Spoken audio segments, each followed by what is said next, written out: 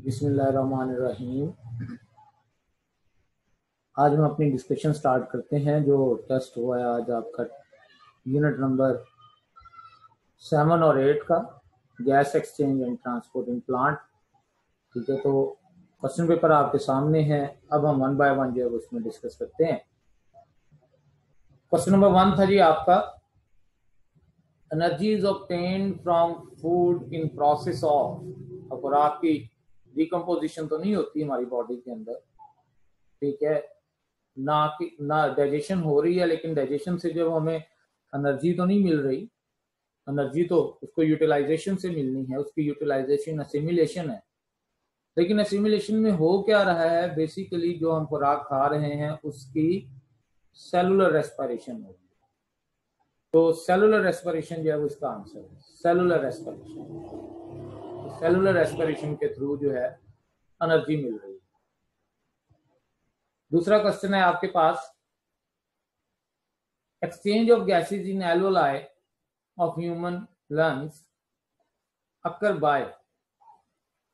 ठीक है, तो लंग्स लेवल पे जो एक्सचेंज है गैसेस का, वो एक्टिव ट्रांसपोर्ट के जरिए तो नहीं है, that is passive transport. Passively exchange होती है, पार्शियल प्रेशर के डिफरेंस से होती है। और पैसिव में भी अब कई एक मेथड आ जाते हैं, तो कौन से मेथड से होती है?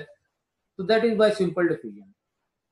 सिंपली डिफ्यूज कर जाती हैं gases from higher partial pressure to lower partial pressure. Alveoli के अंदर ऑक्सीजन का पार्शियल प्रेशर कम होता है, और लंग्स की जानब आने वाला जो ब्लड है, डीऑक्सीजनेटेड ब्लड, उसके अंदर ऑक्सीजन का पार्शियल प्रेशर कम होता है।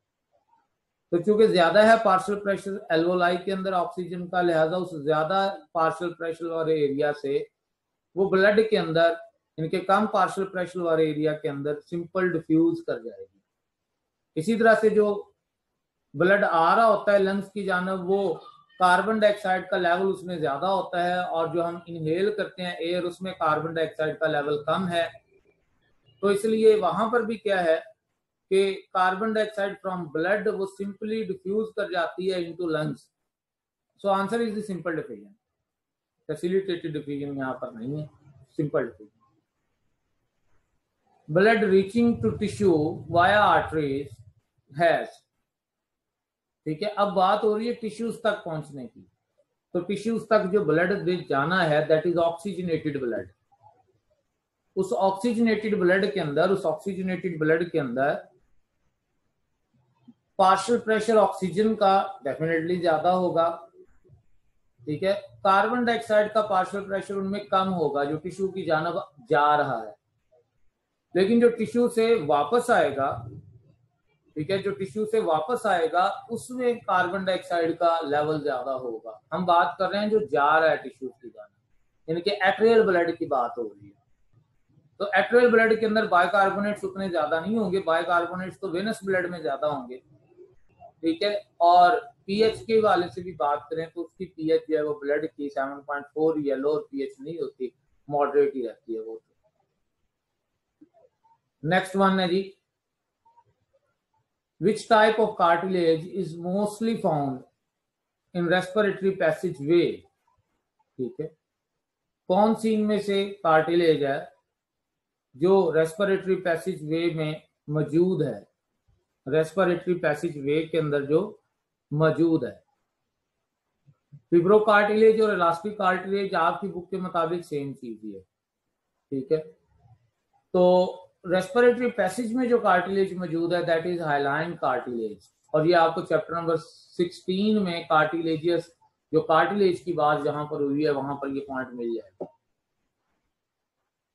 नेक्स्ट वन है question number 5, voice producing organ in human, that is but speech production is the function of. हाँ जी, अब इसमें देखें कौन सा जो है वो स्ट्रक्चर है जो वॉइस ऑपरेटस के तौर पर है। तो वॉइस ऑपरेटस में फेरिंग्स तो आती नहीं, लिहाजा डेल्टा ऑप्शन तो हो नहीं सकता। अल्फा, बीटा और चार्ली, इसमें लेरिंग्स की बात हो रही है। तो अब लेरिंग्स के साथ, लेरिंग्स का काम वॉइस की प्रोडक्शन तो है, लेकिन स्पीच ये नेजल कैविटीज के थ्रू तो नहीं है, ना ही फेरिंग्स के थ्रू। तो स्पीच के साथ जो चीज लिंक कर रही है, that is the tongue and lips. So answer is Charlie, ठीक है, answer is Charlie. Next one है chemical nature of surfactant is, ये येलो बॉक्स है, उसमें मेंशन है, ठीक है, जो सर्फेक्टेंट है जो कि एक फ्लूइड है, और ये फ्लूइड बेसिकली क्या कर रहा है, लंग्स को कोलैप्स होने से बचा रहा है, ठीक है, that is basically that is lipoproteinic in nature, that is not lipopolysaccharide या प्योर प्रोटीन्स नहीं है, ग्लाइकोप्रोटीन्स नहीं है, ठीक है, वो लिपोप्रोटीन्स का जो है वो ये फ्लूइड होता है उसके अंदर। During swelling glottis is, complete close हो गया तो सांस रुक गया, और अगर कंप्लीट ओपन हो गया तो फिर तो स्वेलिंग में जो स्वेलड फूड है वो तो इनसाइड जो है वो चली जाएगी उसके अंदर रेस्पिरेटरी ट्रैक में, लिहाजा पार्शली क्लोज होना चाहिए, ठीक है, पोजीशन में हॉरिजॉन्टल नहीं, वो पोजीशन अपनी उस तरह से चेंज नहीं कर रहा, ठीक है, वो तो इसमें पार्शली क्लोज होना चाहिए ग्लॉटिस को, ताकि हवा तो गुजर सके लेकिन खुराक ना गुजर सके, ग्लॉटिस के अंदर ना जा सके। Cartilage are completely absent in, हाँ जी, कार्टिलेज जो है वो मुकम्मल तौर पर एब्सेंट है किसमें? ऑप्शन आपके पास है जी, ब्रोंकाई, विंड पाइप, ट्रेकिया और ब्रोंक्यूल्स। तो ट्रेकिया या विंड पाइप तो एक ही चीज है, और इसके अंदर कार्टिलेज के रिंग मौजूद होते हैं, हाफ रिंग, सी शेप कार्टिलेज इसमें मौजूद होते हैं, और जो ब्रोंकाई है उसमें रिंग तो नहीं है, उसमें प्लेट्स आ जाती हैं, लेकिन ब्रोंक्यूल्स के हवाले से कंफर्म है, ठीक है, कि उनके अंदर जो है वो सिर्फ स्मूथ मसल्स हैं, उनमें मौजूद नहीं है कार्टिलेज। नेक्स्ट वन है question number 9, gases exchange is also called as, gases exchange is also called as, बात हो रही है गैसेस एक्सचेंज की, गैस एक्सचेंज है किस लेवल पे, ठीक है, that is at the level of organism and environment, ठीक है, मैंने आपको एक डायग्राम स्लाइड में एक बताया था कि बेसिकली ऑर्गेनिज्म के और एनवायरनमेंट के दरमियान जो गैस एक्सचेंज हो रही है, ठीक है, that is the organismic respiration, या उसको ब्रीदिंग वे कहते हैं। उसके बाद हमने बात की थी कि लंग्स से ब्लड को मिल रही है पल्मोनरी रेस्पिरेशन, ब्लड से आगे टिश्यूज को जा रही है, टिश्यूज में ब्लड से जो टिश्यूज को मिल रही है that is the tissue respiration, और फिर सेल के अंदर जो हो रही है that is the cellular respiration. Aerobic respiration वो होती है जिसमें हम ऑक्सीजन की जो है वो नीड रखते हैं, ठीक है, एक एनिमल को मेटाबॉलिज्म के लिए। तो सेलुलर रेस्पिरेशन में भी एरोबिक में भी एनारोबिक, तो वो आगे सेलुलर की टाइप आ जाती है। तो खैर यहाँ पर जो बात हो रही थी गैस एक्सचेंज जो हो रही है that is at organismic level, ठीक है, ये ऑर्गेनिज्मिक लेवल पे है। वॉइस इज प्रोड्यूस्ड ड्यूरिंग, हाँ जी, वॉइस की प्रोडक्शन कब हो रही है? कफिंग के दौरान। वो तो एक साउंड प्रोड्यूस तो हो रही है लेकिन एक्चुअली वो वॉइस नहीं है, वो हम बोल नहीं रहे, ठीक है, वो इंस्पिरेशन के दौरान ये वाइब्रेशंस वोकल कॉर्ड के अंदर, लेकिन वो कैसे, वो उनकी डायरेक्शन तो इनसाइड होगी इसलिए उसको साउंड की सूरत में तो नहीं लाया जा सकेगा, लेकिन जो एक्सपिरेशन के दौरान जो है वो वाइब्रेशंस प्रोड्यूस होंगी और जो साउंड प्रोड्यूस होगी उसको हमारे लिप्स और टंग की मदद से जो है वो स्पीच की सूरत में लेके आया जाएगा। सो answer is the expiration. Breathing में जो एक्सपिरेशन का प्रोसेस है उसमें हो रही है।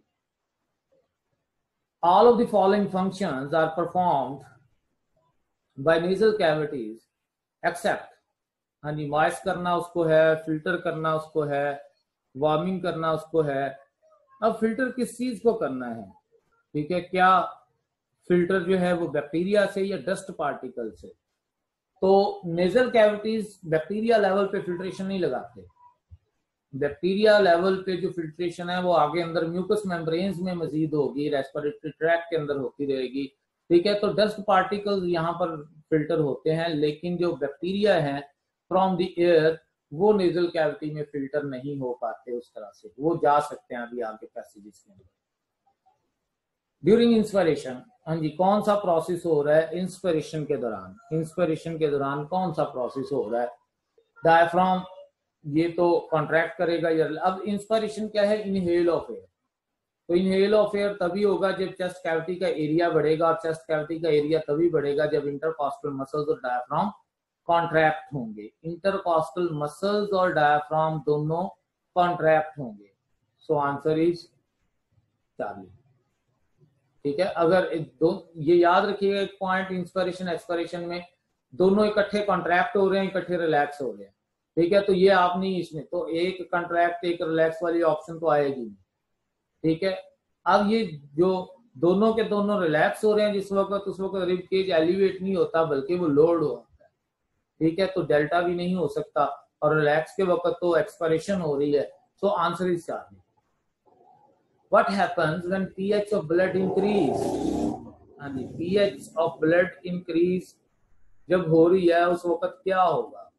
वैसे pH है क्या? That is the negative logarithm of hydrogen ion concentration। ठीक है, pH अगर डिक्रीज हो रही है तो इसका मतलब एसिडिटी बढ़ रही है, अगर इंक्रीज हो रही है pH तो इसका मतलब एसिडिटी कम हो रही है।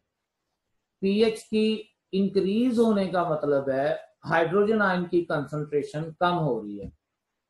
तो जितने हाइड्रोजन आयन की कंसंट्रेशन कम होती जाएगी, हीमोग्लोबिन के लिए वो बैरियर का तौर पर, रुकावट के तौर पर काम नहीं करेंगे, वो बाइंड नहीं करेंगे। इसका मतलब है ऑक्सीजन को बाइंड करने के लिए वहां रेशो ज्यादा ही रहेगी। ठीक है, तो पीएच अगर इंक्रीज हो रही है तो ऑक्सीजन की जो बाइंडिंग है वो भी इंक्रीज हो रही है। ये डायरेक्ट रिलेशन में था, हमने डिस्कस भी किया था। लेकिन अगर यही हाइड्रोजन आयन कंसंट्रेशन की बात होती, ठीक है, कि पीएच जब इंक्रीज हो रही है तो उस वक्त हाइड्रोजन आयन कंसंट्रेशन एक्चुअली वो डिक्रीज हो रही है। ठीक है, तो इसमें हम बात करते हैं कि हाइड्रोजन आयन का अगर हम इफेक्ट देखें तो वो इनवर्स रिलेशन में आएगा, लेकिन अगर हम पीएच का इफेक्ट देखें तो वो डायरेक्ट रिलेशन में आएगा। तो यहाँ पर आंसर जो है वो बीटा है, ज्यादा बाइंड करेगी ऑक्सीजन। ठीक है, और जब ज्यादा बाइंड करेगी, डिलीवरी तो तभी इंक्रीज होनी है ना जब उसका फ्लो बढ़ेगा टिश्यूज की जाने। ठीक है, हीमोग्लोबिन की डीनेचरेशन नहीं हो रही, ठीक है, इस लेवल पे, और ऑक्सीजन जो है वो बाइंडिंग रिमेन अनइफेक्टिव, ये भी नहीं है, बिल्कुल वो इफेक्ट होगी। नंबर 14 है carbon dioxide carried by corpuscles is combined with. हाँ जी, अब देखें कार्बन डाइऑक्साइड जो है जो कार्पसेल्स की सूरत में है, तो that is with the help of potassium ion. इसलिए आपने वो 5% के करीब जो रोल पड़ा कि पोटेशियम आयन का रोल भी है, ठीक है, कार्बन डाइऑक्साइड की ट्रांसपोर्टेशन में। ठीक है, सोडियम के साथ बाइकार्बोनेट्स की अटैचमेंट होती है, बाकी यहाँ पर जो है वो इसमें ऐसा नहीं है आयंस के साथ अटैचमेंट की सूरत। Carbon dioxide commonly transferred through blood. ठीक है, किस सूरत में? जब कॉमन की बात हुई है, सबसे ज्यादा जो वे है that is about the 70%, that is in the form of hydrogen carbonate, bicarbonates. ठीक है, कार्बामिनो हीमोग्लोबिन की सूरत में कोई 20% के करीब होती है, और प्लाज्मा और पोटेशियम आयन की सूरत में जो है वो बाकी कोई तकरीबन 10% इन दोनों की सूरतों में हो रही है। Division of trachea forms. ठीक है, division of trachea forms. Trachea जो है वो डिवाइड हो गई है अब, तो ट्रैकिया के डिवाइड होने से क्या बनेगा? ब्रोंकाई, और ब्रोंकाई की डिवीजन से बनेगा ब्रोंक्यूल्स। ठीक है, तो ये जो ट्रैक्यूल्स और एयर सैक्स हैं, एयर सैक्स तो खैर आगे एल्वोलाई लेवल पे जाके बात हो जाएगी। ठीक है, तो ट्रैकिया के डिवाइड होने से ट्रैक्यूल्स नहीं बन रही। ठीक है, ये ट्रैक्यूल्स नहीं बन रही, ये बनती हैं इंसेक्ट्स में। Carbonic acid is form from carbon dioxide and water. हाँ जी, ये काम कहाँ पर हो रहा है? ठीक है, किस लेवल पे हो रहा है? टिश्यूज में तो ये नहीं होता, ब्लड के अंदर ये काम हो रहा है, ब्लड में भी प्लाज्मा लेवल पे या रेड ब्लड सेल्स में। तो असल में ये काम करना है कार्बोनिक एसिड एनहाइड्रेज एंजाइम ने, तो वो तो रेड ब्लड सेल्स में होते हैं, इसलिए आंसर जो है वो रेड ब्लड सेल्स है। क्वेश्चन नंबर 18 है all arteries contain 50 ml of carbon dioxide per 100 ml blood except। हाँ जी, सब में कार्बन डाइऑक्साइड का लेवल जब वो 50 है, स्वाय उन आर्टरीज के जो लंग्स को आ रही हैं, जो लंग्स को आ रही होंगी उनके अंदर लेवल इंक्रीज हो चुका होगा, क्योंकि वो कार्बन डाइऑक्साइड जो है वो लंग्स की जानब लेके आ रही हैं, उन्होंने लंग्स को कार्बन डाइऑक्साइड देनी है। तो इसका मतलब है जो आर्टरीज लंग्स की जानब आ रही हैं उनका हम नाम देते हैं पल्मोनरी आर्टरीज का। तो पल्मोनरी आर्टरीज के अंदर जो कार्बन डाइऑक्साइड का लेवल है दैट इज 54 ml पर 100 ml, ठीक है। लेकिन इसमें जो लेवल है बाकियों के अंदर जो है आर्टरीज में वो 50 ml जो है वो पर 100 ml। नेक्स्ट है जी मायोग्लोबिन ट्रांसफर ऑक्सीजन फ्रॉम, हाँ जी, इनका काम क्या है, क्या मायोग्लोबिन एल्वोलाई से ऑक्सीजन ले रही है, हीमोग्लोबिन टू प्लाज्मा लेके जा रही है, ठीक है, या प्लाज्मा टू मसल सेल लेके जा रही है, या हीमोग्लोबिन टू मसल सेल लेके जा रही है, ठीक है। तो मायोग्लोबिन ने जो डायरेक्ट ब्लड प्लाज्मा से ऑक्सीजन नहीं लेनी, ठीक है, मसल सेल के अंदर स्टोरेज करवानी है, तो वो मायोग्लोबिन जो ऑक्सीजन लेगी वो हीमोग्लोबिन से लेगी, ठीक है। हीमोग्लोबिन ऑक्सीजन को लेके जाएगी टुवर्ड्स द सेल्स और वहां पर जो है वो मायोग्लोबिन बाइंड करके, ठीक है, वो उसमें वो लेके जाएगी टुवर्ड्स द मसल सेल्स। तो मसल सेल्स के अंदर मायोग्लोबिन मौजूद है जो स्टोर करेगी। Answer is the haemoglobin to muscle cells. Surfactant is produced by, हाँ जी, एल्वोलाई डक्ट से प्रोड्यूस हो रही हैं, या ये जो है वो ब्रोंकियल सेल से प्रोड्यूस हो रही हैं, या ये एल्वोलर एपिथेलियम से प्रोड्यूस तो एल्वोलाई में हो रही हैं। तो बीटा और डेल्टा ऑप्शन तो नहीं है। अब क्या डक्ट से प्रोड्यूस हो रही है या एपिथेलियम से? Epithelial cells are secreted cells, ठीक है, this is secreted by alveoli epithelium. Charlie option इसका आंसर होगा। नेक्स्ट क्वेश्चन है जी 21, which is the role of cilia in the gases exchange system. Cilia का क्या रोल है? क्या ये surface area for absorption increase करवा रहे हैं, या एयर डाउन मूव करवाने के लिए ट्रैकिया में है, या मूव करते हैं म्यूकस को अप ट्रैकिया के अंदर, या ये ट्रैप करते हैं बैक्टीरिया या डस्ट पार्टिकल्स को, ठीक है, क्या इनका जो है वो काम है? बात हो रही है किसकी? That is the cilia. Cilia का मेन रोल क्या है? सीलिया का मेन रोल क्या है? तो इनका जो मेन रोल है एरिया एब्जॉर्प्शन का, वो भी इन्होंने बढ़ाना है, ठीक है, इसमें ट्रैपिंग भी करना है, ठीक है, move air down the trachea, उसमें भी मदद मिलेगी। लेकिन ये म्यूकस को अंदर ज्यादा जमा नहीं होने देगा, ये म्यूकस को आउट मूव करवाने में, अप मूव करवाने में सीलिया का रोल है, ठीक है। They move mucus up the trachea, ठीक है, they move mucus up the trachea, ये भी इसका फंक्शन है। और इसका सबसे जो मेन फंक्शन है, दे ट्रैप द डस्ट पार्टिकल्स, ठीक है, दे ट्रैप द डस्ट पार्टिकल्स, जो म्यूकस मेम्ब्रेन है उसका काम है। लेकिन यहां पर म्यूकस का तो पूछा ही नहीं हुआ, यहां तो पूछा हुआ है रोल ऑफ सीलिया। अगर म्यूकस का पूछा होता तो हम डेल्टा ऑप्शन लगाते, लेकिन यहां चूंकि पूछा हुआ है सीलिया का रोल, तो सीलिया का रोल जो है वो यहां पर क्या है कि सेल्स के अंदर से, ट्रेकियल सेल्स के अंदर से म्यूकस को बाहर मूव करते रहना, अप मूव करते रहना, ताकि ट्रेकिया की इनर लाइनिंग में एक म्यूकस मेम्ब्रेन बने जो एज अ फिजिकल बैरियर हो, और उस मेम्ब्रेन के थ्रू क्या हो सके, जो डस्ट पार्टिकल्स हैं या बैक्टीरिया हैं वो ट्रैप हो सके। तो यहां पर जो आंसर हमारे पास आएगा, चूंकि रोल ऑफ सीलिया पूछा हुआ है, वो चार्ली ही आएगा। अगर ये रोल ऑफ म्यूकस मेम्ब्रेन पूछा होता तो डेल्टा ऑप्शन आती। ठीक हो गया। नेक्स्ट है जी, pick the one that does not describe the function of pleura.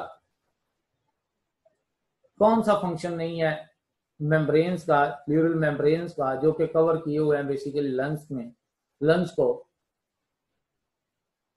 एनकेस and protect the lungs, ये तो उसका फंक्शन है।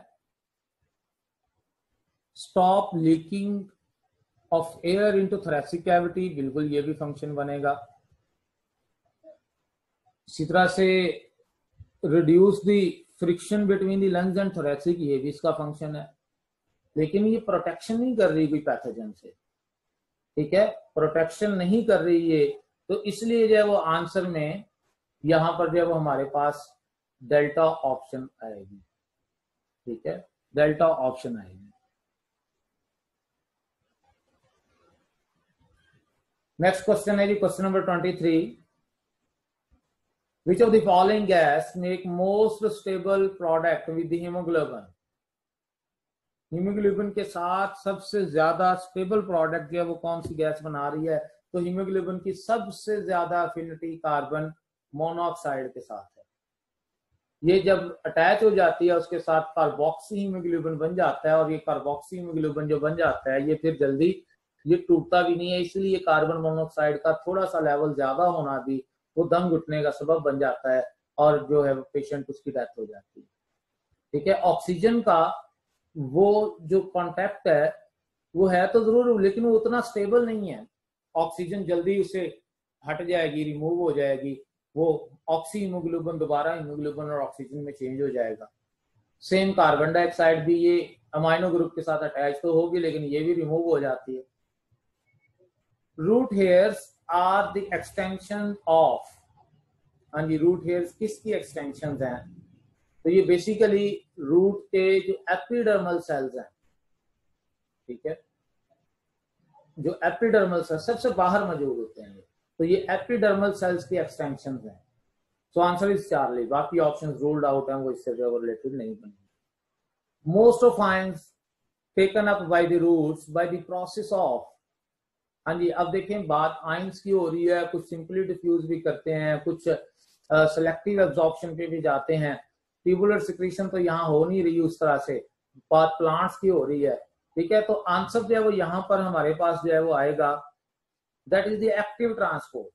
आयंस की जो मूवमेंट है, अगर हम आपको याद हो प्लाज्मा मेम्ब्रेन, ठीक है, तो प्लाज्मा मेम्ब्रेन के अंदर भी हमने यही डिस्कस किया था कि ज्यादातर जो है वो ज्यादातर जो हमारे पास आयंस हैं वो मूव होते हैं in the form of active transport, वो मूव करते हैं।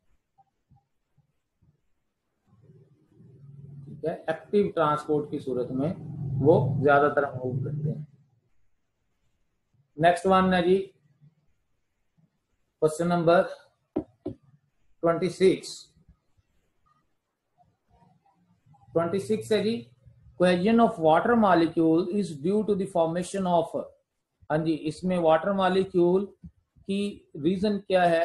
तो आपस में कोहेसिव फोर्सेस के होने की, तो हाइड्रोजन बॉन्डिंग उनके अंदर, हाइड्रोजन बॉन्डिंग उनके अंदर जो है वो होती है, जो उनको आपस में एक दूसरे के साथ एडहेयर किए रखती है, कोहेसिव फोर्सेस उनके दरमियान रखती है। इसीलिए अगर एक वाटर मॉलिक्यूल खींचा जाएगा वो दूसरे के लिए भी वो प्रॉब्लम्स का सबब बनेगा, टेंशन का जो है वो सबब बनेगा। ठीक है, so answer is hydrogen bonding, hydrogen bonding. The flow of sap from the cut end or surface where a considerable force is called as, हाँ जी, अब फ्लो ऑफ सैप की बात हुई है खास तौर पर उस पॉइंट पे जहां पर कोई कट लग गया है, दैट इज द ब्लीडिंग। ठीक है, that is the bleeding. Guttation root pressure की वजह से है। ठीक है, जो ब्लीडिंग है वो कट लगने की वजह से आउटफ्लो है सैप का। Leaves in which the stomata are present on the both and upper and lower epidermis are called as, ऐसे लीव्स जिनकी दोनों साइडें बिल्कुल सेम हैं, that is the isobilateral leaves. ठीक है, आइसो बाइलेटरल, आइसो सेम है, बाइलेटरल दोनों साइडें, लीव की दोनों साइडें सेम है, जिसमें अपर और लोअर दोनों एंड्स पे जो है, दोनों साइड्स पे जो है वो स्टोमेटा मौजूद है। So answer is beta. बाकी डार्सो वेंट्रल लीव्स या वेंट्रोलेटरल लीव्स ये इस तरह से कोई टर्म्स प्रॉपर जो है वो नहीं है। नेक्स्ट है जी, concave side of guard cells have, हाँ जी, गार्ड सेल्स की जो इसमें साइड्स बनती हैं, एक कंकेव साइड बनती है, एक कन्वेक्स साइड बनती है, और ये साइड्स किस वजह से बन रही होती हैं? ये बेसिकली उन गार्ड सेल्स के अंदर जब टर्गर प्रेशर आता है और वो टर्जिड होते हैं, जो गार्ड सेल्स की जो इनर साइड होती है, जो स्टोमा की जानब होती है, दैट इज द थिक, और जो आउटर साइड होती है दैट इज द थिन। ठीक है, तो जो सेल वॉल है, ठीक है, उस सेल वॉल के थिक होने की वजह से, कौन सी सेल वॉल? कौन सी साइड की सेल वॉल, कंकेव साइड वाली। अब इसका मतलब हम सिर्फ यहाँ बात ही कंकेव की पूछ रहे हैं, तो कंकेव साइड पे जो गार्ड सेल्स की जो सेल वॉल है दैट इज द थिक, जो कन्वेक्स साइड पे है दैट इज द थिन। इस वजह से क्या होता है, इसकी जो शेप है गार्ड सेल्स की वो बीन लाइक हो जाती है। तो कंकेव साइड पे जो सेल वॉल है that is the thick. Next one है accumulation of potassium ion decrease the, जब पोटाशियम आयन गार्ड सेल्स के अंदर जमा होते जाते हैं तो ये पोटाशियम आयन उन सेल्स के अंदर ऑस्मोटिक पोटेंशियल को कम कर देते हैं, और जब वहां पर ऑस्मोटिक पोटेंशियल कम हो जाती है, ठीक है, तो फिर इर्द गिर्द से तेजी से पानी उस ऑस्मोटिक पोटेंशियल कम वाले एरिया की तरफ एंडोस्मोसिस के थ्रू मूव करता है, ठीक है। So answer is osmotic potential, solute potential increase हो जाएगी वहां पर, ठीक है। नेक्स्ट है plant open their stomata by, plants अपने स्टोमेटा को जो है वो ओपन कर रहे हैं, किसके जरिए ओपन कर रहे हैं, पंपिंग पोटाशियम गार्ड्स, ठीक है, काज वाटर फ्लो बाय ऑस्मोसिस। अब इसमें जो प्लांट्स हैं वो स्टोमेटा को ओपन कर रहे हैं किस तरीके से, आगे ऑप्शन है जी पंपिंग पोटाशियम आयन। जब पंप की बात हो गई है तो पैसिव पंप तो है ही नहीं, ठीक है, एक्टिवली पंपिंग होगा, एक्टिवली पंपिंग होगा, ठीक है। सो आंसर इज चार्ली, ठीक है, आंसर इज चार्ली, ठीक है, actively pumping potassium ions in the guard cells. Next question है जी क्वेश्चन नंबर 32, माइक्रोरिजल एसोसिएशन, ये फंजाई का और प्लांट्स का, ठीक है, तो इससे फास्फोर्स और ट्रेसिस मेटल्स, उन ट्रेसिस मेटल्स में नाम आएगा यहाँ पर जिंक का, ये येलो बॉक्स के अंदर भी मेंशन है, ठीक है। जिंक की जो है वो ट्रांसपोर्टेशन में साथ में फैसिलिटेट हो रही है। Nutrients needed by the plants are, हाँ जी, प्लांट्स को कौन कौन से न्यूट्रिएंट्स चाहिए हैं, तो प्लांट्स को 3 मेजर न्यूट्रिएंट्स चाहिए हैं, carbon dioxide, water and minerals. So answer is Charlie, carbon dioxide वो एनवायरनमेंट से, फजा से स्टोमेटा के थ्रू ले लेगा, और पानी और मिनरल्स जो है ये सॉइल से ले लेगा। नेक्स्ट वन है जी question number 34, point at which the plasmolysis just about to happen that is incipient plasmolysis. बिल्कुल वो पॉइंट जहां पर जब वो प्लाज्मोलाइसिस स्टार्ट होने लगी है that is incipient plasmolysis. Answer is Charlie, ठीक है, ये चार्ली ऑप्शन जो है वो यहाँ पर आएगी। बाकी ये टर्म्स एज सच जो है वो नहीं है, एम्ब्रियोनिक या अर्ली या इनिशियल, ये जस्ट रूल्ड आउट ऑप्शन है, जस्ट आपको ऑप्शन बनाने के लिए ये नाम दिए हुए।